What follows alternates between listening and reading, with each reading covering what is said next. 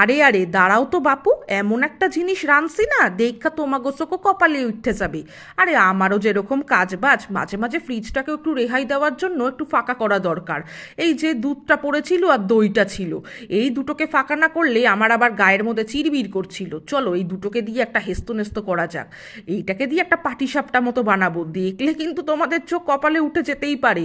তবে যেরকমই হোক না কেন, আমার বর তো খেয়ে বললো বেশ নতুনত্ব হয়েছে আর খেতেও বেশ নাকি ভালো হয়েছে। চলো তো তাহলে রেসিপিটাই বলি। 500 ছানা আমি 500 দুধের ছানা কাটিয়ে নিয়েছি, তার মধ্যে চিনি আর এলাচ গুঁড়ো মিশিয়ে রেখে দেবো। এবারে দেখলে তো আমি ময়দার সাথে দিয়ে দিয়েছি মিষ্টি দইটার অল্প পরিমাণ নুন আর জল দিয়ে একটা ব্যাটার বানিয়েছি। চালের গুঁড়ো টুড়ো আবার ছিল না, থাকলেও দিতে পারো, মন্দ হবে না। এবারে অল্প একটু বাটার গ্রিস করে তার মধ্যে একটা একটা করে দিয়ে ভেজে নেব।